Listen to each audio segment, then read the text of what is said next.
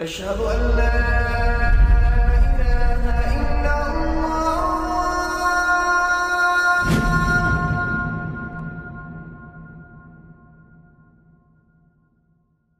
Raindrops media পরিবেশিত audio lecture series সিরাহ। এই সিরিজে আলোচিত হবে পৃথিবীর বুকে শ্রেষ্ঠতম মানুষ রাসূলুল্লাহ মুহাম্মদ সাল্লাল্লাহু আলাইহি ওয়াসাল্লামের জীবন কথা। ইন্নাল হামদালিল্লাহ ওয়াসসালাতু ওয়াসসালামু আলা রাসূলিল্লাহ ওয়া আলা আলিহি ওয়া আসহাবিহি ওয়া সাল্লামা তাসলিমান কাসীরান মাজিদান ইলা ইয়াউমিদ্দিন, আম্মা বা'দ। সিরাত সিরিজে আজকে আমাদের পর্বটি হচ্ছে উহুদের শিক্ষা নিয়ে। পুরো পর্ব জুড়ে আমরা কেবল উহুদ যুদ্ধ থেকে প্রাপ্ত শিক্ষা নিয়ে আলোচনা করব ইনশাআল্লাহ, এবং এই আলোচনাটি হবে কোরআনের আলোকে। পবিত্র কোরআনে আল্লাহ তাআলা বেশ কিছু জিহাদের বিস্তারিত বিবরণ দিয়েছেন। যেমন সূরা আনফালের একটা বড় অংশ কথা বলেছে কেবল বদরের যুদ্ধ নিয়ে। উহুদের যুদ্ধ নিয়ে আল্লাহ তাআলা অনেক আয়াত নাজিল করেছেন।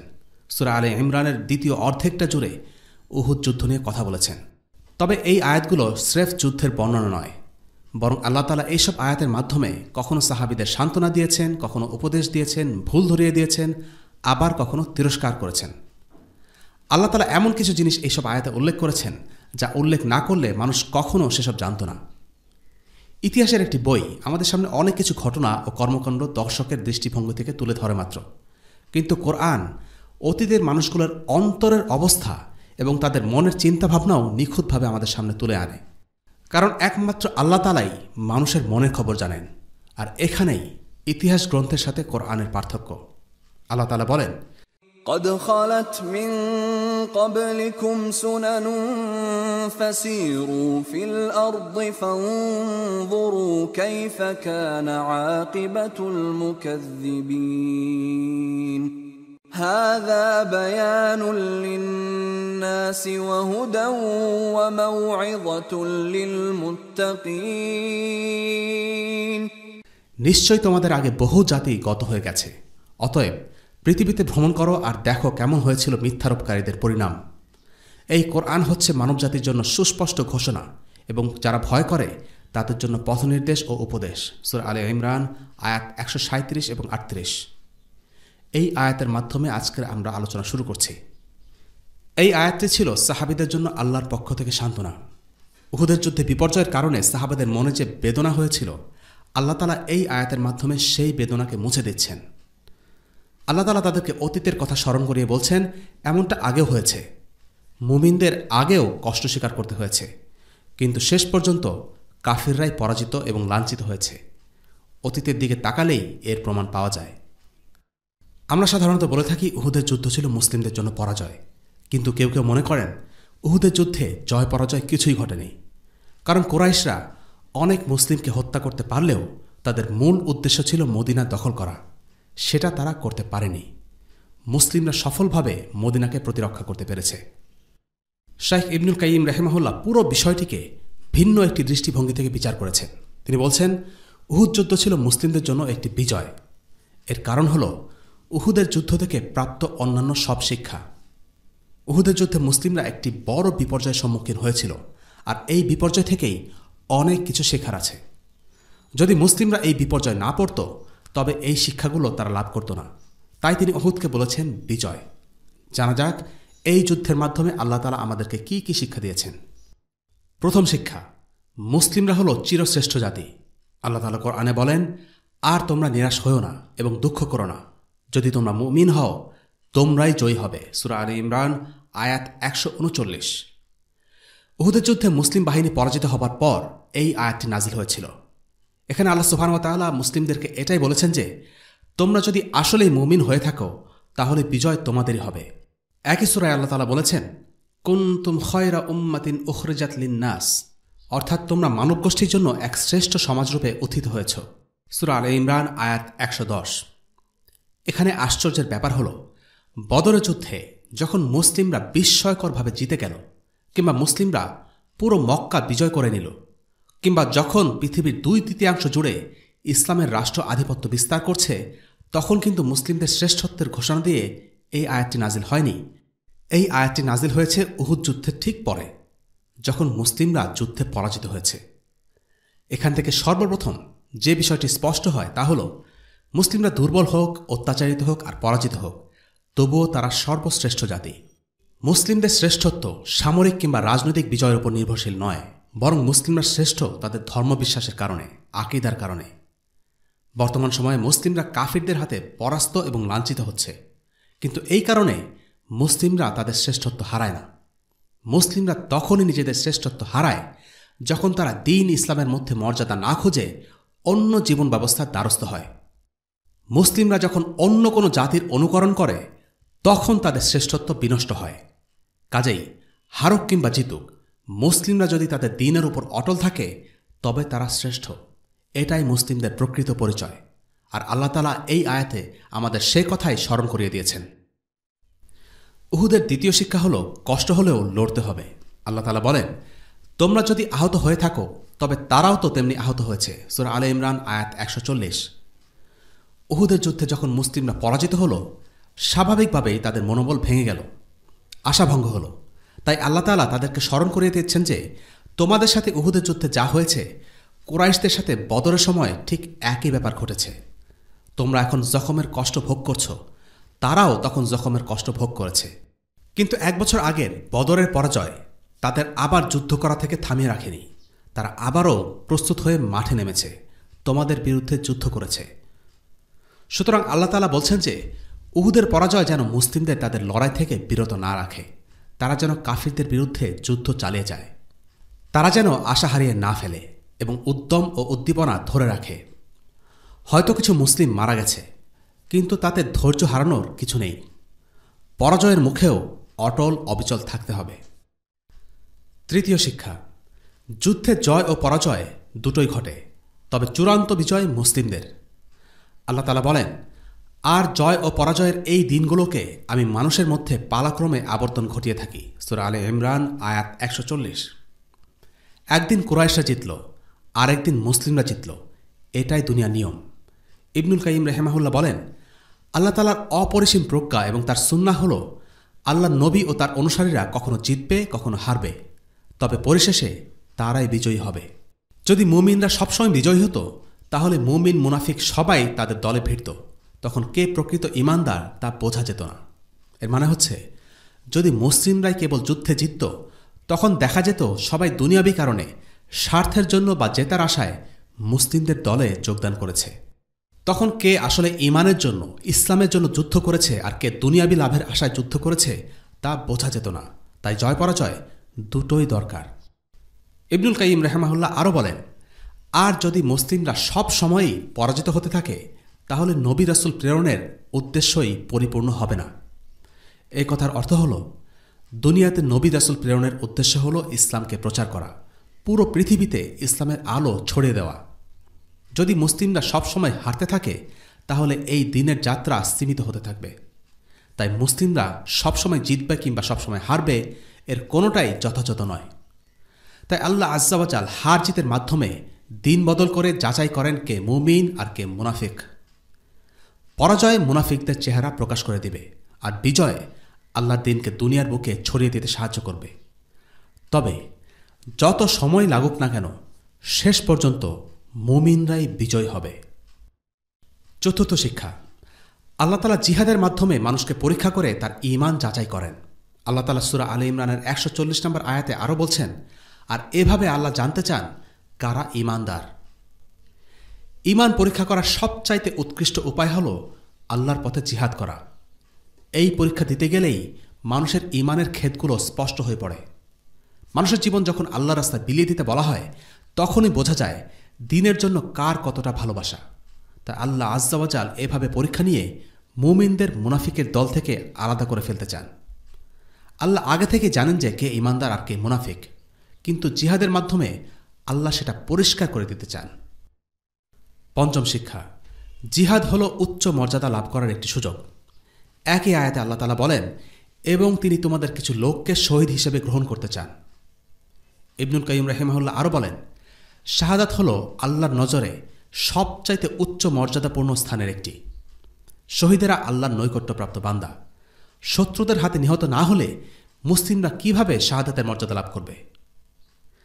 শাহাদাত হল বান্দার জীবনের সবচাইতে মর্যাদাপূর্ণ একটি ঘটনা, আর সেটা একমাত্র একভাবেই সম্ভব, যখন সে আল্লাহর ইচ্ছায় শত্রুদের হাতে নিহত হবে। উহুদের যুদ্ধে পরাজয়ের পেছনে এটাও একটা হিকমত। এই পরাজয় তো ছিল আল্লাহর বাহানা মাত্র। এর মাধ্যমে তিনি ৭০ জন বান্দাকে শহীদ হিসেবে কবুল করে নেন। যদি মুসলিমরা না হারত, তবে এই বান্দারা শাহাদাতের মর্যাদা লাভ করত না। কাজেই পরাজয়ের মাধ্যমেও আল্লাহ তাআলা কিছু মুসলিমকে শাহাদাতের সম্মাননায় সম্মানিত করেন। ষষ্ঠ শিক্ষা, জিহাদ হল একটি শুদ্ধিকরণ প্রক্রিয়া। আল্লাহ তাআলা সূরা আলে ইমরানের পরের আয়াতে অর্থাৎ ১৪১ নম্বর আয়াতে বলেন, আর এই কারণে যেন আল্লাহ ঈমানদারদেরকে পবিত্র করতে পারেন। এই প্রসঙ্গে ইবনুল কাইয়িমের খুব চমকপ্রদ কিছু বক্তব্য আছে। তিনি বলেন যে আল্লাহ আযজা ওয়া জাল তার কিছু কিছু বান্দাকে এত ভালোবাসেন যে তাদেরকে জান্নাতের উচ্চতর স্থানে স্থাপন করতে চান, কিন্তু দেখা যায় জান্নাতের উঁচু স্থানে যাবার জন্য সেই বান্দার যথেষ্ট পরিমাণ আমল নেই। তাহলে এই ব্যক্তি কিভাবে সেই উঁচু মর্যাদা হাসিল করবে? এটা সম্ভব হয় যখন আল্লাহ সুবহানাহু ওয়া তাআলা এই পৃথিবীতে সেই বান্দার উপর দুঃখ দুর্দশা আপতিত করেন, আর এই সব দুঃখ কষ্ট পার করার মধ্য দিয়ে তার গুনাহগুলো মাফ হয়ে যায়, জান্নাতে তার মর্যাদা বেড়ে যায়। আল্লাহ আযজা ওয়া জাল সাহাবীদেরকে অত্যন্ত ভালোবাসতেন। তিনি তাদের জন্য জান্নাতে যে উঁচু স্থান রেখেছিলেন, তাদের আমল সেই স্থানের জন্য যথেষ্ট ছিল না। তাই আল্লাহ আযজা ওয়া জাল তাদেরকে উহুদের যুদ্ধে দুঃখ, কষ্ট, বেদনা, শোক আর জখমের মধ্য দিয়ে নিয়ে গেলেন।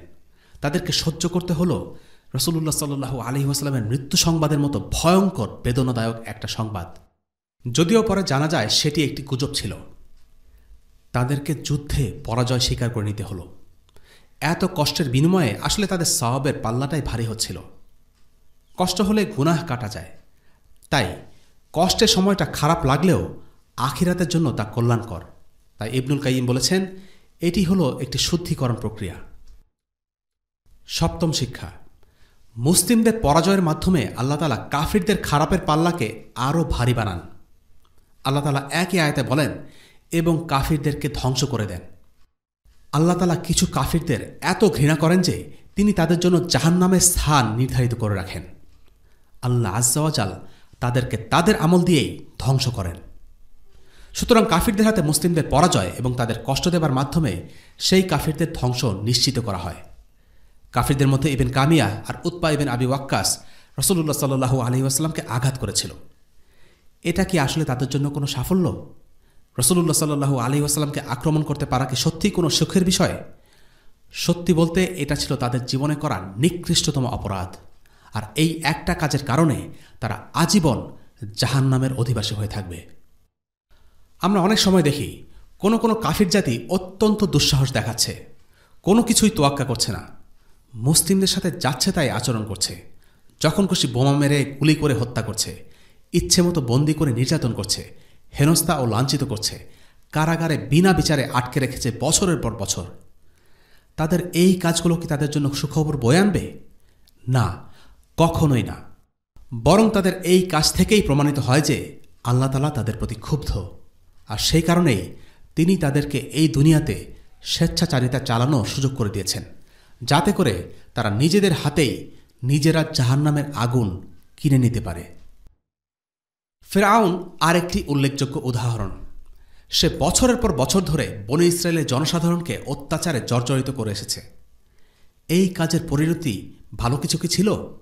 তার শেষ প্রাপ্তি কি ছিল? আসলে আল্লাহ তাআলা চেয়েছেন তার বিরুদ্ধে মামলা তৈরি করতে, প্রমাণ দাঁড়া করাতে, আর তাই তাকে এসবের সুযোগ দিয়েছেন। এই মামলা নিষ্পত্তি হবে আখিরাতে। সেদিন সে জাহান্নাম থেকে কোনো ক্রমেই নিষ্কৃতি পাবে না। আল্লাহ তাআলা মানুষের অন্তরের ভেতরে কি আছে তা জানেন, কিন্তু তিনি মানুষের কাজের মাধ্যমে সেটা প্রকাশ করে দেন, যেন শেষ বিচারের দিনে তারা নিজেদের সপক্ষে কোনো অজুহাত দাঁড় করাতে না পারে। অনেকেই ভাবে খারাপ লোকদের জন্যই তো জীবনটা আনন্দের, চুরি, বাটপারি, বদমাইশি করেই তারা বেশি ভালো আছে। তবে সত্যি বলতে দুনিয়াতে যারা স্বেচ্ছাচারিতা, জুলুম আর দুর্নীতির উপর টিকে আছে, বছরের পর বছর খারাপ কাজ করার পরেও তাদের কোনো শাস্তি হচ্ছে না, আসলে তাদেরকে আল্লাহ তাআলা আখিরাতে কঠোর শাস্তির জন্য প্রস্তুত করে নিচ্ছেন। ইবলিসকেও আল্লাহ একইভাবে অবকাশ দিয়েছেন। পৃথিবীতে সে কতই না খারাপ করছে প্রতিদিন। এসব জালিমের বিচার একদিন নিশ্চয়ই হবে, ফয়সালা হবে আখিরাতে। অষ্টম শিক্ষা, জান্নাতের জন্য কষ্ট করা চাই। আল্লাহ তাআলা বলেন, তোমাদের কি ধারণা তোমরা জান্নাতে প্রবেশ করবে অথচ আল্লাহ এখনও দেখেননি তোমাদের মধ্যে কারা জিহাদ করেছে এবং কারা ধৈর্যশীল। সূরা আলে ইমরান আয়াত 142। এই আয়াতের তাফসিরে ইবনে কাসির রাহিমাহুল্লাহ বলেন, এই আয়াতের অর্থ হল আল্লাহ বলছেন তুমি জান্নাতে ততক্ষণ পর্যন্ত যেতে পারবে না যতক্ষণ না তোমার পরীক্ষা নেওয়া হয়, এবং আল্লাহ দেখে নেন যে তুমি কি তার দ্বীনের জন্য কষ্ট সংগ্রাম করছো কিনা এবং শত্রুদের বিরুদ্ধে সবরের সাথে যুদ্ধ করছো কিনা। আমরা জানি জিহাদ একটি গুরুত্বপূর্ণ ইবাদত। জিহাদ না করেই জান্নাতে চলে যাবার আশা করা যায় না। আল্লাহ সুবহানাহু ওয়া তাআলা এই আয়াতে মুসলিমদের বলছেন জান্নাতের পথে অনেকগুলো ধাপ আছে, আর মুসলিমদেরকে একে একে প্রতিটি ধাপ অতিক্রম করতে হবে। আল্লাহর পথে জিহাদ না করেই কেউ নিজেকে জান্নাতের দাবিদার বলতে পারে না। জিহাদের মাধ্যমেই আল্লাহর পথে দৃঢ়তা ফুটে ওঠে। ইসলাম কোনো আধ্যাত্মিক ধর্ম নয় যেখানে কেবল কিছু ধার্মিক আচার প্রথা পালনের মাধ্যমেই আমরা জাদু বলে জান্নাতে পৌঁছে যাব। ইসলামের অনুসারীদেরকে আল্লাহ তাআলা অবশ্যই পরীক্ষা করবেন। জান্নাত বিনামূল্যে অথবা স্বল্প শ্রমে লাভ করা জিনিস নয়, জান্নাতের জন্য কষ্ট করা চাই। মানুষের আমল জান্নাতে প্রবেশের জন্য যথেষ্ট নয়, এমনকি আল্লাহর দয়া ছাড়া নবীজি সাল্লাল্লাহু আলাইহি ওয়াসাল্লাম পর্যন্ত জান্নাতে প্রবেশ করবেন না। আল্লাহর রহমত ও দয়ার কারণেই একজন মানুষ জান্নাতে যেতে পারবে, কিন্তু তার জন্য চেষ্টা করতে হবে। আন্তরিক চেষ্টাই আল্লাহর রহমত ও দয়ার দরজা খুলতে পারে। বদরের যুদ্ধে মুসলিমরা অবিশ্বাস্য রকমের বিজয় অর্জন করে। যেসব মুসলিম বদরের যুদ্ধে অংশগ্রহণ করতে পারেনি তারা উহুদের যুদ্ধে যোগদান করার জন্য উন্মুখ হয়েছিল। অনেকেই শহীদ হয়ে যাবার জন্য দোয়া চাইছিল, কিন্তু তাদের এই সব আবেগ অনুভূতি ও ইচ্ছাগুলো মনের মধ্যেই ছিল। এই নিয়তগুলো কতখানি সত্যি তা যাচাই করার জন্য উপযুক্ত ক্ষেত্র দরকার, আর তাই জিহাদের প্রয়োজন ছিল, যাতে করে এর মাধ্যমে তাদের নিয়তের সত্যতা যাচাই করা যায়। হতে পারে তাদের মধ্যে এমন অনেকেই ছিল যারা যুদ্ধক্ষেত্রে যাবার আগ পর্যন্ত নিজে কি চায় তা নিয়ে সন্দিহান ছিল। আল্লাহ তাআলা বলেন, আর তোমরা মৃত্যু আসার আগেই মরণ কামনা করতে, কাজেই এখন তার তোমরা চোখের সামনে উপস্থিত দেখতে পাচ্ছ। সূরা আলে ইমরান আয়াত 143। এই আয়াতের ব্যাখ্যা ইবনে কাসির বলেন, এই আয়াতের অর্থ হল আল্লাহ বলছেন, মুমিনরা আজকের আগে তোমরা তো শত্রুর সাথে সাক্ষাৎ এবং সবরের সাথে লড়তে চেয়েছিলে, আজকে সেই সুযোগ এসেছে, কাজেই লড়াই করো এবং ধৈর্যশীল থাকো। এখন দেখা যায় যে আমাদের মধ্যে অনেকেই অন্তরে শহীদ হবার ইচ্ছা রাখে, কিন্তু সত্যি কি আমরা সুযোগ পাওয়া মাত্রই সেই সুযোগের সদ্ব্যবহার করতে পারব এবং জিহাদের ময়দানে ঝাঁপিয়ে পড়ব? একমাত্র আল্লাহ তাআলাই সেই কথা ভালো জানেন, আর তাই তিনি আমাদের সামনে এমন পরিস্থিতি তৈরি করেন যাতে আমাদের অন্তরের খবর প্রকাশিত হয়ে যায়। নবম শিক্ষা, উহুদের যোদ্ধাদের আল্লাহ তাআলা ক্ষমা করে দিয়েছেন। উহুদের যুদ্ধে কিছু সাহাবী ভুল করেছিলেন, কিন্তু আল্লাহ তাআলা তাদের ভুলের ব্যাপারে কি বলছেন? মুসলিমদের বিজয়ের জন্য আল্লাহ তাআলা কখনোই তাদের প্রশংসা করেননি, কৃতিত্ব দেননি। বদর যুদ্ধের পর আল্লাহ এমন কোনো আয়াত নাজিল করেননি যেখানে তিনি মুসলিম বাহিনীর প্রশংসা করেছেন, বরং তিনি বলেছেন, وَمَا جَعَلَهُ اللَّهُ إِلَّا بُشْرَى لَكُمْ وَلِتَطْمَئِنَّ قُلُوبُكُمْ بِهِ وَمَا النَّصْرُ إِلَّا مِنْ عِندِ اللَّهِ الْعَزِيزِ الْحَكِيمِ। বস্তুত এটা তো আল্লাহ তোমাদের সুসংবাদ দান করলেন যাতে তোমাদের মনে এতে সান্ত্বনা আসতে পারে, আর বিজয় শুধুমাত্র পরাক্রান্ত মহাজ্ঞানী আল্লাহর পক্ষ থেকে আসে। সূরা আলে ইমরান আয়াত 126। অন্যদিকে বদরের যুদ্ধবন্দীদের নিয়ে যখন মতভেদ হল, তখন আল্লাহ তাআলা মুসলিমদের সাথে কঠিন ভাষা ব্যবহার করলেন। لولا كتاب من الله سبق لمسكم فيما أخذتم عذاب عظيم। যদি আল্লাহর তরফ থেকে বিধান না থাকতো যা আগেই উল্লেখ হয়েছে, তবে তোমরা যা গ্রহণ করতে যাচ্ছিলে সেজন্য তোমাদের উপরে এসে পড়তো এক বিরাট শাস্তি। সূরা আনফাল আয়াত 68। মুসলিমরা যুদ্ধবন্দীদের ব্যাপারে মুক্তিপণ আদায়ের যে সিদ্ধান্ত নিয়েছিল সেটার কারণে তাদের উপর আল্লাহর আযাব এসে পৌঁছতে পারত, কেননা আল্লাহ তাআলা সেই সিদ্ধান্তের সাথে সম্মত নন। মুসলিমরা যুদ্ধবন্দীদের হত্যা না করে তাদেরকে মুক্তিপণ আদায় করে ছেড়ে দেয়া আল্লাহ তাআলা পছন্দ করেননি। এই আয়াতগুলো থেকে একটি শিক্ষণীয় ব্যাপার আছে। বদর যুদ্ধের পর আল্লাহ তাআলা মুসলিমদের অন্তরগুলোকে সর্বপ্রকার কলুষতা ও অন্তরের ব্যাধি থেকে পবিত্র রাখতে চেয়েছেন। বদর যুদ্ধের অসামান্য সাফল্যের পর তাদের মাঝে গর্ব, অহংকার ইত্যাদি অনুভূতি কাজ করা অসম্ভব নয়। তাই আল্লাহ তাদেরকে স্মরণ করিয়ে দিচ্ছিলেন যে বিজয় কেবলমাত্র আল্লাহই চেয়েছেন, সেজন্য এসেছে। কিন্তু উহুদের যুদ্ধে ছিল সম্পূর্ণ ভিন্ন এক চিত্র। মুসলিমদের মনোবল কমে গেছে, তারা কষ্টের মধ্যে অবস্থান করছে। তাই আল্লাহ তাআলা তাদেরকে সান্ত্বনা দিলেন, তাদেরকে উদ্বুদ্ধ করলেন, ক্ষমা করে দিয়ে তাদের প্রতি করুণা দেখালেন। মুসলিমরা নবীজি সাল্লাল্লাহু আলাইহি ওয়াসাল্লামের আদেশ অমান্য করে গুনাহ করেছিল। এই দুনিয়ার তুচ্ছ সম্পদের জন্য পাহাড় থেকে নেমে এসে মারাত্মক অপরাধ করেছিল, কিন্তু শেষ পর্যন্ত আল্লাহ তাআলা তাদের মাফ করে দিয়েছেন। আল্লাহ এই ভুল করার পরেও তাদের সাথে কঠোর ভাষা ব্যবহার করেননি, কারণ সাহাবীরা ইতোমধ্যেই তাদের ভুল বুঝতে পেরে খুব দুঃখ পেয়েছেন। এরপর দশম শিক্ষা, আলিমদের ভূমিকা। আল্লাহ তাআলা বলেন, وَكَأَيِّن مِّن نَّبِيٍّ قَاتَلَ مَعَهُ رِبِّيُّونَ كَثِيرٌ। আর আরও কত নবী যুদ্ধ করেছেন, তাদের সঙ্গে ছিল বহু আলিম। সূরা আলে ইমরান আয়াত 146। এই আয়াতে আল্লাহ তাআলা বর্তমান মুজাহিদ অর্থাৎ সাহাবাদের স্মরণ করিয়ে দিচ্ছেন অতীতের মুজাহিদদের কথা। আল্লাহ আযজা ওয়া জাল বলছেন, আগের নবীরা যুদ্ধ করেছেন আর তাদের সঙ্গে যোগ দিয়েছিলেন অনেক আলেম। এখান থেকে একটি বিষয় আমরা দেখি, সেটা হলো আলেমদের কাজ কেবল ঘরে বসে থাকা নয়, তাদেরকেও ময়দানে যুদ্ধ করতে হবে। অনেক সময় দেখা যায় সমাজে আলিমদের একটি বিশেষ স্থান তৈরি হয়েছে। লোকেরা সবাই তাদেরকে শ্রদ্ধার চোখে দেখে। তারা সবার চাইতে আলাদা কাপড় পরে, অন্যভাবে চলাফেরা করে। সৈনিকদের মতো তাদেরকে মাঠে ময়দানে যেতে হচ্ছে না, আল্লাহর রাস্তায় ধুলোবালি তাদেরকে স্পর্শ করে না। মুজাহিদদের মতো শক্ত মাটিতে শুয়ে থাকতে হচ্ছে না, কাটাতে হচ্ছে না শত্রুর অপেক্ষায় নির্ঘুম রাত। ব্যথা বেদনা কষ্ট কি তারা একসময় ভুলে যান। এভাবে চলতে চলতে একসময় তাদের মনে হতেই পারে যে তারা সবার মতো নন। শয়তান তখন তাদেরকে বোঝায়, তোমার তো এত কিছু করার দরকার নেই, তোমার এলম আছে, তুমি ঘরে বসে সবাইকে শিখাবে, এটাই তোমার জন্য যথেষ্ট। কিন্তু আল্লাহ তাআলা বলছেন, সৎকর্মশীল আলেমদের বৈশিষ্ট্য তা নয়। নেককার আলেমগণ নবীদের সাথে ময়দানে নেমে যুদ্ধ করতেন। আল্লাহ একই আয়াতে বলছেন, فما وهنوا لما أصابهم في سبيل الله وما ضعفوا وما استكانوا والله يحب الصابرين। আর আল্লাহর পথে তাদের যা কষ্ট হয়েছিল তার জন্য তারা হতাশ হয়নি, আর তারা ক্লান্তও হয়নি এবং দমেও যায়নি। আর আল্লাহ ধৈর্যশীলদের ভালোবাসেন। সূরা আলে ইমরান আয়াত 146। এই আলিমরা পরাজিত হয়েছেন, কষ্ট পেয়েছেন, কিন্তু দমে যাননি। আল্লাহ সুবহানাহু ওয়া তাআলা এর মাধ্যমে সাহাবীদের বলছেন, তোমাদের আগে তোমাদের যেসব মুসলিম ভাই এসেছেন তারা আল্লাহর রাস্তায় যুদ্ধ করেছেন, তাদের উপর বিপর্যয় এসেছে, কষ্ট এসেছে, কিন্তু তাতে তারা ভেঙে পড়েননি। তারা সবর করেছেন এবং জিহাদ চালিয়ে গেছেন। তাহলে তোমরা কেন ভেঙে পড়ছ? তোমরাও তাদের মতো হও, দৃঢ় থাকো, সবর করো এবং জিহাদ অব্যাহত রাখো।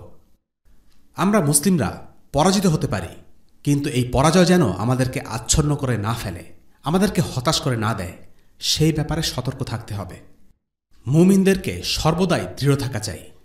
আল্লাহ পূর্ববর্তী জাতিদের মুজাহিদদের একটি দোয়া কোরআনে উল্লেখ করেছেন। তারা দোয়া করেছিলেন, وما كان قولهم إلا أن قالوا ربنا اغفر لنا ذنوبنا وإسرافنا في أمرنا ربنا اغفر لنا ذنوبنا وإسرافنا في أمرنا وثبت أقدامنا وانصرنا على القوم الكافرين। হে আমাদের রব, ক্ষমা করো আমাদের সব অপরাধ এবং যা কিছু বাড়াবাড়ি হয়ে গেছে আমাদের কাজকর্মে, আর দৃঢ় করো আমাদের পদক্ষেপ এবং কাফিরদের বিরুদ্ধে আমাদেরকে সাহায্য করো। সূরা আলে ইমরান আয়াত 147। আয়াতের এই অংশটি অত্যন্ত গুরুত্বপূর্ণ। মুসলিমরা আল্লাহর সন্তুষ্টির জন্য যুদ্ধ করবে আল্লাহর উপর ভরসা করে, নিজেদের প্রস্তুতি কিংবা সাজ সরঞ্জামের উপর নির্ভর করে নয়। মুসলিমদেরকে আল্লাহর কাছে ক্ষমা চাইতে হবে। মুজাহিদদের তাদের রবের সামনে বিনয়ী হতে হবে, কেননা আল্লাহ তাআলা তার বান্দাদের মধ্যে বিনয় দেখতে পছন্দ করেন। তাই আল্লাহ তাআলা মুসলিম উম্মাহকে আগের যুগের মুজাহিদদের পথ স্মরণ করিয়ে দিচ্ছেন। এটাই ছিল তাদের পথ। তার আল্লাহর পথে যুদ্ধ করত, হেরে গেলেও বিমুখ হতো না, আর আল্লাহর কাছে তারা নিজেদের ভুলের জন্য ক্ষমা চাইত। তারা যখন আল্লাহর কাছে দোয়া করেছেন, প্রথমে তারা ক্ষমা চেয়ে নিয়েছেন, তারপর তারা আল্লাহর কাছে সাহায্য চেয়েছেন। তাদের এই দোয়ার পরেই আল্লাহ বলছেন, فآتاهم الله ثواب الدنيا وحسن ثواب الآخرة والله يحب المحسنين। কাজেই আল্লাহ তাদের দিয়েছিলেন ইহজীবনের পুরস্কার, আর পরলোকের পুরস্কার আরও চমৎকার, আর আল্লাহ সৎ কর্মশীলদের ভালোবাসেন। 11 নম্বর শিক্ষা, অবাধ্যতার খেসারত। আল্লাহ তাআলা বলেন, হে ইমানদারগণ, আল্লাহর নির্দেশ মান্য করো রসুলের এবং তোমাদের মধ্যে যারা বিচারক তাদের। তারপর যদি কোনো বিষয়ে তোমরা মতভেদ করো তবে তা আল্লাহ ও রসুলের কাছে পেশ করো, যদি তোমরা আল্লাহ ও কিয়ামত দিবসে বিশ্বাসী হয়ে থাকো, আর এটাই কল্যাণকর এবং পরিণতির দিক দিয়ে উত্তম। সূরা নিসা আয়াত 59। রাসূলুল্লাহ সাল্লাল্লাহু আলাইহি ওয়াসাল্লামের অবাধ্যতা ছিল উহুদের যুদ্ধে মুসলিমদের বিপর্যয় ও পরাজয়ের মূল কারণ। যদি কোনো বিষয়ে মতপার্থক্য দেখা দেয় তাহলে কোরআন ও সুন্নাহ অনুযায়ী তা সমাধান করতে হবে, কেননা কোরআন আর নবীজির সুন্নতি হল মুসলিমদের জন্য অনুকরণীয় আদর্শ। 12 নম্বর শিক্ষা, দুনিয়া আসক্তির পরিণতি ভয়াবহ। গনিমতের মাল নিয়ে মুসলিম উম্মার কাহিনী খুবই দুঃখজনক। সেই বদরের যুদ্ধ থেকেই এর সূচনা। তখন আল্লাহ তাআলা সূরা আনফালের আয়াত নাজিল করেন। ওবাদা ইবনে আস-সামিত রাদিয়াল্লাহু আনহু বলেন, আমরা গনিমতের মাল নিয়ে ঝগড়া বিবাদে লিপ্ত হয়েছিলাম আর আমাদের আচরণও শোভন ছিল না। তখন এই আয়াতগুলো নাজিল হয়। এই আয়াত বলতে ওবাদা এখানে বদরের গনিমত সংক্রান্ত আয়াতগুলোর কথা বলছেন। উহুদের যুদ্ধেও গনিমতের মালের আশাতেই পাহাড়ের উপর থেকে তীরন্দাজ সৈন্যরা নিচে নেমে এসেছিল, আর সেটাই যুদ্ধে মুসলিমদের পরাজয়ের কারণ হয়ে দাঁড়ায়। গনিমতের মাল পাওয়ার জন্য তাদের ধৈর্যহীনতাই বড় বিপদ ডেকে আনে। মুসলিম উম্মার মধ্যে এই সমস্যা পরবর্তীতেও রয়ে যায়। তবে একটা ব্যাপার এখানে উল্লেখ্য, আরবের সেই অঞ্চলের লোকজন কামারের কাজ জানত না। ফলে ধাতু দিয়ে তৈরি জিনিসপত্র যেমন তলোয়ার, ঢাল, বর্ম, এগুলো সব কিছুই তারা বাইরে থেকে কিনে আনত, এবং ফলস্বরূপ এগুলো অত্যন্ত দামি জিনিসপত্র ছিল। এমন হয়েছে যে একটা তলোয়ারের দাম একজন মানুষের অনেক বছরের আয়ের সমান। এবং যুদ্ধের গনিমত বলতে তলোয়ার, ঢাল, বর্ম, তীর এগুলোই ছিল, যেগুলো অত্যন্ত দামি জিনিসপত্র, এবং এগুলোর প্রতি একটা আসক্তি স্বাভাবিকভাবেই কাজ করত। ইউরোপের পশ্চিমাংশে মুসলিমরা যখন জিহাদে একের পর এক জয়লাভ করতে থাকে, মনে হচ্ছিল সমগ্র ইউরোপ মুসলিমদের হাতে এসে যাবে। তাদের এই অগ্রযাত্রা শত্রু বাহিনী থামাতে ব্যর্থ হলেও দুনিয়ার প্রতি আকাঙ্ক্ষার কাছে মুসলিমরা হার মানে। উমাইয়া খিলাফতের সময়ে স্পেন জয় করে মুসলিম সৈন্যবাহিনীর আমির আব্দুর রহমান আল গাফেকি ফ্রান্সের প্যারিসের দিকে যাত্রা আরম্ভ করলেন। ফ্রান্সের প্রায় 2/3 মুসলিমদের আয়ত্তে চলে আসে। তারা ফ্রান্সের রাজধানী প্যারিস থেকে মাত্র 100 কিলোমিটার দূরে। পুরো ফ্রান্স দখল করে নেওয়া ছিল সময়ের ব্যাপার। কিন্তু যখন তারা প্যারিসের সীমানায় গিয়ে পৌঁছল, ততক্ষণে গনিমতের মাল দিয়ে তারা এতটাই বোঝাই হয়ে গেল যে শত্রুদের নিয়ে চিন্তা করার বদলে নিজেদের গনিমতের অংশ নিয়ে চিন্তায় মগ্ন হয়ে গেল। তারা যুদ্ধে ঠিকমতো মনোযোগ দিতে পারল না, যুদ্ধে পরাজিত হল। এই যুদ্ধকে বলা হয় বালাতুশ শুহাদা বা শহীদদের প্রাঙ্গণ, কারণ এই যুদ্ধে বিশাল সংখ্যক মুসলিম নিহত হয়। মুসলিম সেনাবাহিনীর বীর মুজাহিদ আব্দুর রহমান আল গাফিকেও শহীদ হন। আর এরপর থেকেই মুসলিমদের অগ্রসর হওয়া থেমে যায়। পশ্চিম ইউরোপের সাথে মুসলিমরা আর কখনোই পেরে ওঠেনি। যুদ্ধ থেকে তাদের পালিয়ে যেতে হয়েছে।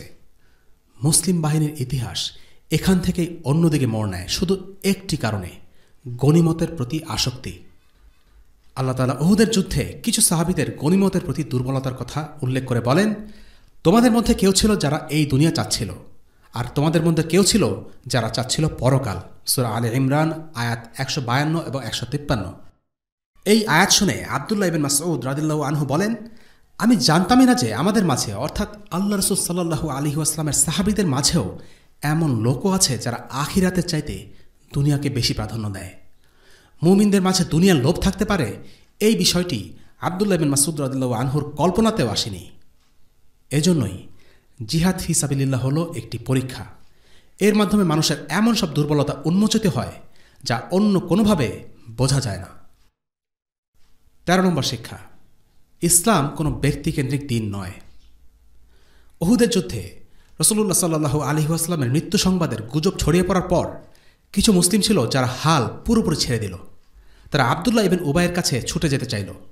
তাদের ইচ্ছা ছিল সে যেন কুরাইশদের সাথে আলোচনায় বসে একটা আপোষ মীমাংসা করে মুসলিমদের রক্ষা করে। কিন্তু আল্লাহ আজ্জা ওয়া জাল শিক্ষা দিয়েছেন ভিন্ন কিছু।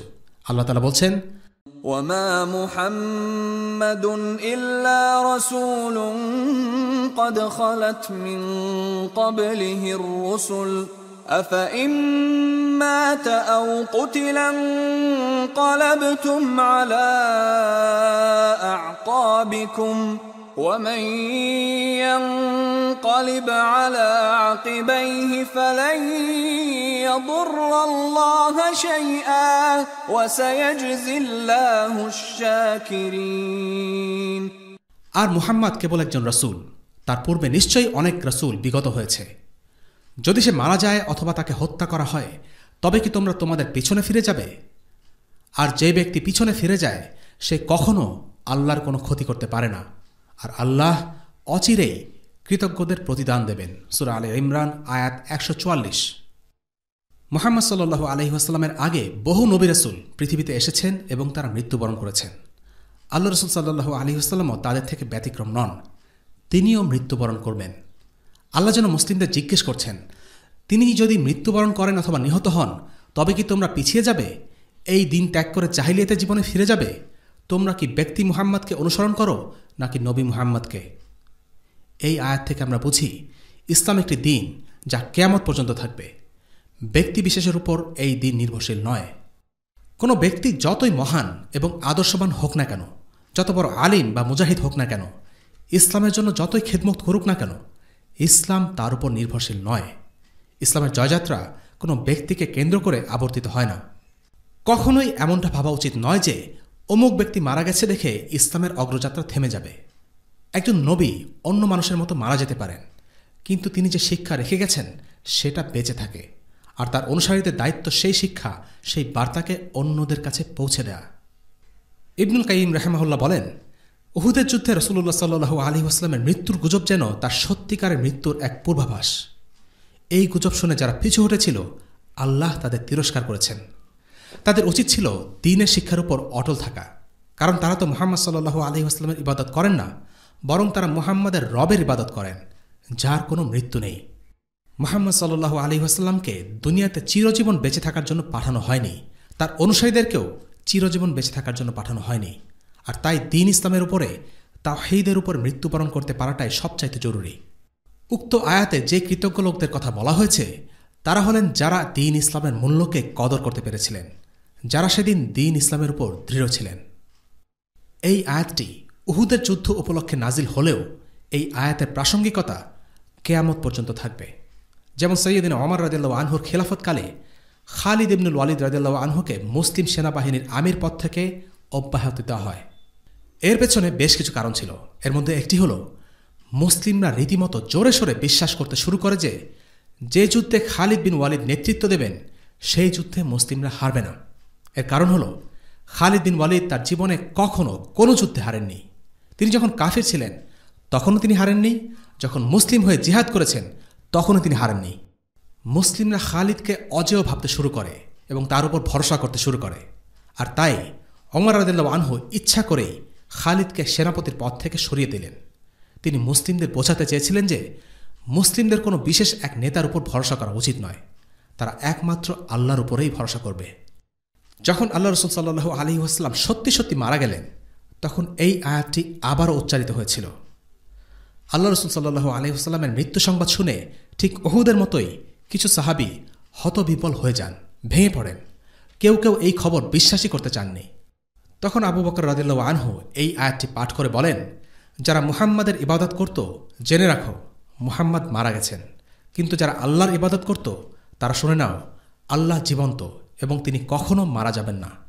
সেই ঘটনা আমরা পরবর্তীতে বর্ণনা করব ইনশাআল্লাহ। 14 নম্বর শিক্ষা, মুনাফিক আর গুনাহগার মুমিনদের প্রতি আচরণ একই রকম হবে না। আল্লাহ তাআলা বলেন, فبما رحمة من الله لنت لهم ولو كنت فظا غليظ القلب لانفضوا من حولك فاعف عنهم واستغفر لهم وشاورهم في الأمر فإذا عزمت فتوكل على الله إن الله يحب المتوكلين। তারপর আল্লাহর করুণার ফলেই আপনি তাদের প্রতি কোমল হয়েছিলেন, আর আপনি যদি রুক্ষ ও কঠোর হৃদয় হতেন তবে নিঃসন্দেহে তারা আপনার থেকে বিচ্ছিন্ন হয়ে যেত। কাজেই আপনি তাদের ক্ষমা করে দিন এবং তাদের জন্য মাগফিরাত কামনা করুন, আর কাজকর্মে তাদের সঙ্গে পরামর্শ করুন। অতঃপর যখন কোনো কাজের সিদ্ধান্ত গ্রহণ করে ফেলেন তখন আল্লাহ তাআলার উপর ভরসা করুন। নিশ্চয়ই আল্লাহ তাওয়াক্কুলকারীদের ভালোবাসেন। সূরা আলে ইমরান আয়াত 159। দাওয়া এবং ইসলামের বার্তা পৌঁছানোর কাজ সাধারণভাবে কোমলতার ভিত্তিতেই হওয়া চাই। রাসূলুল্লাহ সাল্লাল্লাহু আলাইহি ওয়াসাল্লামের মধ্যে যদি তার অনুসারীদের প্রতি কঠোরতা থাকত তাহলে তারা তাকে ছেড়ে চলে যেত। দিন শেষে যারা আল্লাহ রাসূল সাল্লাল্লাহু আলাইহি ওয়াসাল্লামের আদেশ অমান্য করেছে তারা তারই অনুসারী। তাই আল্লাহ তাআলা তার রাসূলকে বলছেন যেন তিনি তীরন্দাজ মুসলিম বাহিনীকে মাফ করে দেন এবং তাদের জন্য ক্ষমা প্রার্থনা করেন।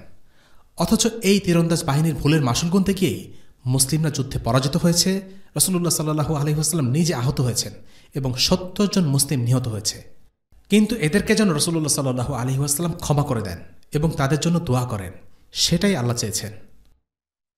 উহুদের যুদ্ধে কিছু মুসলিম মদিনার বাইরে গিয়ে যুদ্ধ করার জন্য খুবই উদ্গ্রীব হয়েছিল। হতে পারে এটা উহুদের যুদ্ধে মুসলিমদের পরাজয়ের একটি কারণ, কিন্তু তবুও আল্লাহ তাআলা তাদের থেকে পরামর্শ নিতে বারণ করেননি। কেননা শুরা হল সুন্নাহ, এটাই সঠিক পথ। মাশওয়ারা করে অর্থাৎ সবার সাথে পরামর্শ করে কাজ করাটা ইসলামে খুবই গুরুত্বপূর্ণ একটি ব্যাপার। অন্যদিকে আল্লাহ তাআলা মুনাফিকদের চেহারা প্রকাশ করে দেন।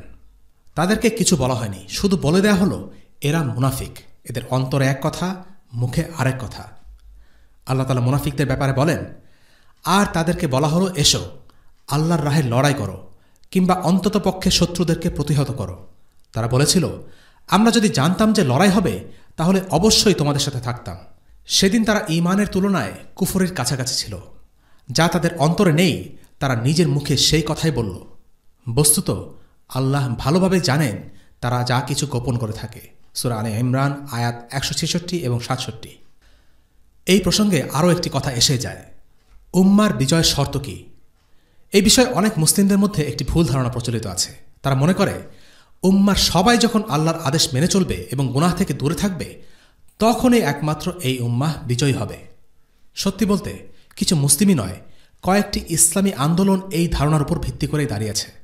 তারা মনে করে উম্মার বিজয় অর্জনের জন্য আমাদের সবাইকে শুধরাতে হবে, প্রত্যেককে ভালো মুসলিম হতে হবে। যতক্ষণ আমাদের মাঝে এমন মুসলিম থাকবে যারা নামাজ পড়ে না, গুনাহ করে, ততদিন আমরা জিততে পারব না। যতদিন ফজরের সালাতে জুমার সালাতে সমপরিমাণ মুসল্লি না হাজির হচ্ছে ততদিন আমাদের বিজয় অর্জিত হবে না। এই কথাটি এসেছে আসলে এক ইহুদি পণ্ডিত থেকে। সে জেরুজালেমের মসজিদে বলেছিল, যেদিন মুসলিমদের জুম্মা এবং ফজরের জামাতে সমান সংখ্যক লোক নামাজ পড়বে সেদিনই জেরুজালেম মুসলিমদের হাতে বিজিত হবে।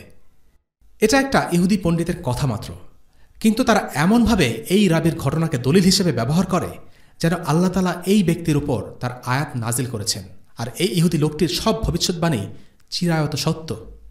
সত্যি বলতে এই চিন্তাধারা মোটেও সঠিক নয়। উম্মার মাঝে সবসময়ই ফজরের সালাতের চাইতে জুম্মার সালাতে বেশি মানুষ হবে। উম্মার মাঝে সবসময়ই কিছু গুনাহগার মুসলিম থাকবে। অনেকেই ইসলামের বিধিনিষেধ পুরোপুরি মেনে চলবে না। আমরা সবাই ভালো মুসলিম হয়ে গেলেই কেবল বিজয় আসবে, এই ধারণাটি মোটেই সঠিক নয়। এর প্রমাণ হল উহুদের যুদ্ধ।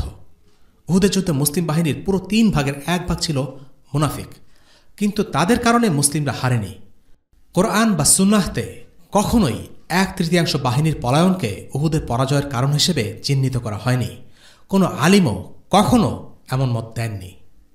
মুসলিম উম্মার মধ্যে সবসময় কিছু মুনাফিক থাকবে, কিন্তু ভালো ও মন্দের লড়াইয়ে মুনাফিকরা ফলাফল নির্ধারণ করে না, বরং যুদ্ধের ফলাফল নির্ধারিত হয় আর তয়ফাতুল মনসুরাহ দ্বারা। আর তয়ফাতুল মনসুরা হচ্ছে মুসলিমদের কেন্দ্রীয় দল। একাধিক হাদিসে রাসূলুল্লাহ সাল্লাল্লাহু আলাইহি ওয়াসাল্লাম এই দলটাকে নিয়ে কথা বলেছেন। এরা হচ্ছে সেই নাজাতপ্রাপ্ত দল যারা সর্বদা হকের ওপর থাকবে। এই দলের মুসলিমরা যদি গুনাহে লিপ্ত হয়, তারা যদি আল্লাহর অবাধ্য হয়, তাহলে মুসলিমরা পরাজিত হবে। সমগ্র মুসলিম উম্মার বিজয় শুধু এই দলের উপর নির্ভর করে, পুরো উম্মার উপরে নয়।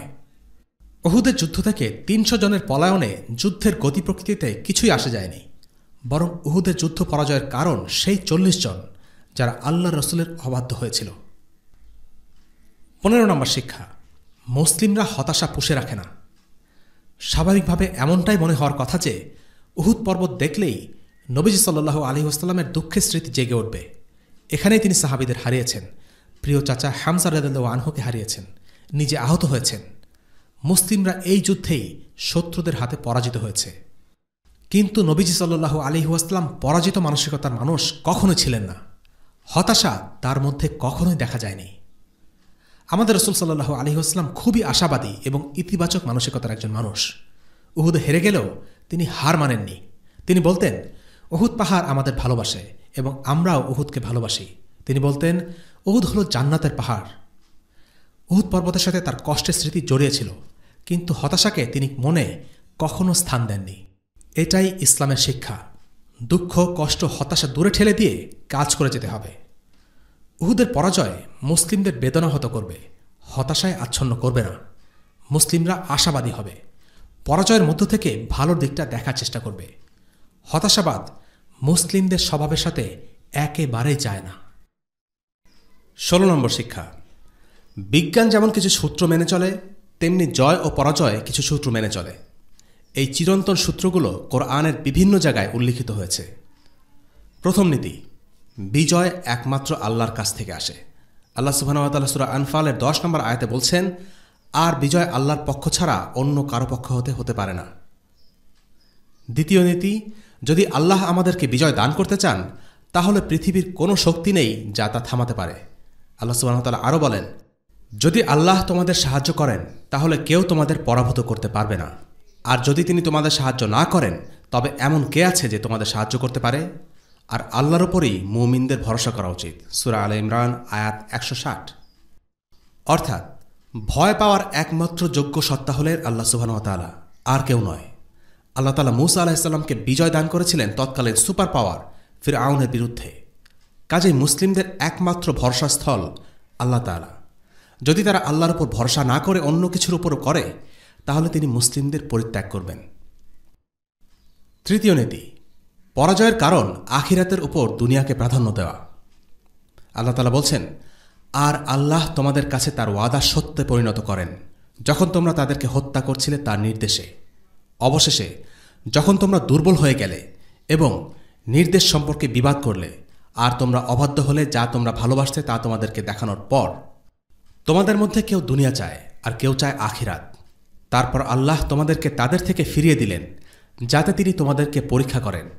আর অবশ্যই আল্লাহ তোমাদেরকে ক্ষমা করে দিয়েছেন এবং আল্লাহ মুমিনদের উপর অনুগ্রহশীল। সূরা আলে ইমরান আয়াত ১৫২। এই দুনিয়ার মোহ, আসক্তি, মায়া এবং আখিরাতের উপর দুনিয়াকে স্থান দেয়া হল মুসলিমদের অধঃপতনের কারণ। উহুদের যুদ্ধে তারা হেরেছিল কারণ তারা দুনিয়ার প্রতি আকৃষ্ট হয়ে পড়েছিল। রাসূলুল্লাহ সাল্লাল্লাহু আলাইহি ওয়াসাল্লামের অবাধ্য হওয়া এবং ঐক্য বজায় না রেখে দলছুট হয়ে যাওয়া ছিল তাদের পরাজয়ের প্রধান নিয়ামক। চতুর্থ নীতি, জয় বা পরাজয়ের সাথে সৈনিকদের সংখ্যার কোনো সম্পর্ক নেই। আল্লাহ তাআলা বলেন, আর আল্লাহ ইতিপূর্বে বদরের যুদ্ধে তোমাদেরকে বিজয় দান করেছেন, অথচ তোমরা ছিলে দুর্বল। কাজেই আল্লাহকে ভয় করতে থাকো যাতে তোমরা কৃতজ্ঞ হতে পারো। সূরা আলে ইমরান আয়াত ১২৩। বদরের যুদ্ধে মুসলিমদের সংখ্যা অল্প হওয়া সত্ত্বেও আল্লাহ তাআলা তাদের বিজয় দান করেছেন। আবার হুনাইনের যুদ্ধে মুসলিমদের সংখ্যা অধিক হবার পরেও তারা সাময়িক পরাজয়ের শিকার হয়েছিল। আল্লাহ তাআলা এ সম্পর্কে বলেন, আল্লাহ ইতিমধ্যে বহু ক্ষেত্রে তোমাদেরকে বিজয় দান করেছেন। আর হুনাইনের দিনেও যখন তোমাদের সংখ্যাধিক্য তোমাদের উৎফুল্ল করেছিল, কিন্তু তা তোমাদের কোনো কাজে আসেনি এবং পৃথিবী প্রশস্ত হওয়া সত্ত্বেও তোমাদের জন্য সংকুচিত হয়েছিল। অতঃপর তোমরা পিঠ দেখিয়ে পলায়ন করেছিলে। সূরা তাওবা আয়াত ২৫। পঞ্চম নীতি, আল্লাহ ও তার রাসূলকে মান্য করা। ষষ্ঠ নীতি, ঐক্যবদ্ধ থাকা। সপ্তম নীতি, ধৈর্য ধারণ করা। বিজয়ের জন্য এই তিনটি গুণের কথা আল্লাহ একই আয়াতে উল্লেখ করেছেন। وَأَطِيعُوا اللَّهَ وَرَسُولَهُ وَلَا تَنَازَعُوا فَتَفْشَلُوا وَتَذْهَبَ رِيحُكُمْ وَاصْبِرُوا إِنَّ اللَّهَ مَعَ الصَّابِرِينَ। আর আল্লাহ তাআলা ও তার রাসূলের নির্দেশ মান্য করো, আর তোমরা পরস্পরে বিবাদে লিপ্ত হও না। যদি তা করো তবে তোমরা সাহস হারিয়ে ফেলবে এবং তোমাদের প্রতিপত্তি খতম হয়ে যাবে, এবং তোমরা ধৈর্য ধারণ করো। নিশ্চয়ই আল্লাহ তাআলা রয়েছেন ধৈর্যশীলদের সাথে। সূরা আনফাল আয়াত 46। অষ্টম নীতি, যুদ্ধের প্রস্তুতির মাধ্যমে বিজয় আসে না। যুদ্ধের জন্য প্রস্তুতি নিতে হবে, কিন্তু এই প্রস্তুতি এবং সাজ সরঞ্জামী যুদ্ধের নিয়ামক এমনটা ভাবা যাবে না। আল্লাহ তাআলা আমাদেরকে শারীরিক, মানসিক, আধ্যাত্মিক এবং সামরিকভাবে প্রস্তুত হতে বলেছেন। সূরা আনফালের 60 নম্বর আয়াতে আল্লাহ তাআলা বলছেন, وَأَعِدُّوا لَهُم مَّا اسْتَطَعْتُم مِّن قُوَّةٍ وَمِن رِّبَاطِ الْخَيْلِ تُرْهِبُونَ بِهِ عَدُوَّ اللَّهِ وَعَدُوَّكُمْ وَآخَرِينَ مِن دُونِهِمْ لَا تَعْلَمُونَهُمُ اللَّهُ يَعْلَمُهُمْ وَمَا تُنفِقُوا مِن شَيْءٍ فِي سَبِيلِ اللَّهِ يُوَفَّ إِلَيْكُمْ وَأَنتُمْ لَا تُظْلَمُونَ। আর তাদের মোকাবেলার জন্য তোমাদের সামর্থ্য অনুযায়ী শক্তি ও অশ্ববাহিনী প্রস্তুত করো। তা দ্বারা তোমরা ভয় দেখাবে আল্লাহর শত্রু ও তোমাদের শত্রুদেরকে, এবং এরা ছাড়া অন্যদেরকেও, যাদেরকে তোমরা জানো না, আল্লাহ তাদেরকে জানেন। আর তোমরা যা আল্লাহর রাস্তায় খরচ করো তা তোমাদেরকে পরিপূর্ণ দেয়া হবে, আর তোমাদেরকে জুলুম করা হবে না। নবম নীতি, দৃঢ়পথ থাকা, এবং দশম নীতি, আল্লাহকে স্মরণ করা। শেষ এই দুটো বিষয়ে আল্লাহ তাআলা সূরা আনফালের 45 নম্বর আয়াতে একসাথে উল্লেখ করেছেন। হে ঈমানদারগণ, তোমরা যখন কোনো সৈন্য দলের সম্মুখীন হও তখন দৃঢ় সংকল্প হও, আর আল্লাহকে বেশি বেশি স্মরণ করো, যেন তোমরা সফলকাম হতে পারো। সুতরাং সফল হবার জন্য মুসলিমদের দৃঢ়তার সাথে শত্রুদের মোকাবেলা করতে হবে, আর বেশি করে আল্লাহকে স্মরণ করতে হবে। এরপর 17 নম্বর শিক্ষা, মুমিনদের জিহাদে ছোটার প্রেরণা হল ঈমান। রাফি বিন খাদিস, সামুরা ইবিন জুনদুব, আবদুল্লাহ ইবিন উমার এবং আল বারা ইবিন আজিবের মতো অল্প বয়স্ক ছেলেরা কেন উহুদের যুদ্ধে যোগদানের ব্যাপারে এতটা উতলা ছিল? অনেকে হয়তো ভাবতে পারেন সেই যুগটাই ছিল যুদ্ধবিগ্রহ যুগ, তাই বাচ্চারাও যুদ্ধে যোগ দিতে উতলা হয়ে থাকত। কিন্তু একই যুদ্ধে দেখা গেছে 300 জন প্রাপ্তবয়স্ক সৈনিক যুদ্ধ না করে পালিয়ে গেছে। যুদ্ধপ্রিয় সমাজ হলেই যে সবাই যুদ্ধকে ভালোবাসবে এমনটা নয়। এখানে মূল ব্যাপার হলো ঈমান বা মুসলিমদের বিশ্বাস। যাদের ঈমান ছিল তারা যুদ্ধে যোগদানের জন্য আগ্রহী ছিল, আর যাদের ঈমান ছিল না তারা পালিয়ে যাবার ব্যাপারেই বেশি আগ্রহ ছিল। আবদুল্লাহ ইবিন উবাই এবং তার অনুসারীরা 300 লোক উহুদের ময়দান থেকে পালিয়ে যায়। এমনকি তাবুক, খন্দক এবং আরও অনেক যুদ্ধেই তারা জিহাদে অংশগ্রহণ করা থেকে বিরত ছিল। 18 নম্বর শিক্ষা, মুনাফিকদের জিহাদে ছোটার প্রেরণা হল দুনিয়া। উহুদের যুদ্ধে অংশ না নিলেও মুনাফিকরা ঠিকই হামরা আল আসাদের অভিযানে অংশ নিতে চেয়েছিল, কিন্তু নবীজি সাল্লাল্লাহু আলাইহি ওয়াসাল্লাম তাদেরকে অনুমতি দেননি। তিনি কেবল তাদেরই সঙ্গে নিলেন যারা উহুদের যুদ্ধে অংশ নিয়েছিল। হামরা আল আসাদের অভিযানে মুনাফিকরা থাকতে চেয়েছে কারণ তারা মনে করছিল এই যুদ্ধে জেতার সম্ভাবনা প্রবল, আর যুদ্ধে জেতার অর্থ হল গনিমতের মালে ভাগ বসানো যাবে। আরামের সময় এবং শুধুমাত্র সুযোগ সুবিধা পাওয়ার আশায় ইসলামকে মেনে চলা, আর যখন ত্যাগ স্বীকারের সময় আসে তখন ইসলাম থেকে সরে যাওয়া নিফাকের লক্ষণ। জিহাদ ছাড়াও আরও অনেক ক্ষেত্রেই এই কথাটি প্রযোজ্য। তাই সকলের উচিত নিজেদের নিয়তের ব্যাপারে সতর্ক হওয়া, নিজেদেরকে খতিয়ে দেখা। ইসলামের কাজের সাথে যখন দুনিয়াবী স্বার্থ মিশে থাকে তখন আমরা খুব আগ্রহ পাচ্ছি, আর কষ্টের কাজ হলে পিছিয়ে পড়ছি না তো। যেমন ইসলাম বাবা মায়ের প্রতি সন্তানদের দায়িত্ব কর্তব্যের উপর গুরুত্ব দেয়, বাবা মায়ের আনুগত্য করার কথা বলে। কিছু বাবা মা এই কথাগুলো শুনলে খুব খুশি হন, এই সম্পর্কিত আয়াত ও হাদিস তাদের মনের কথা বলে।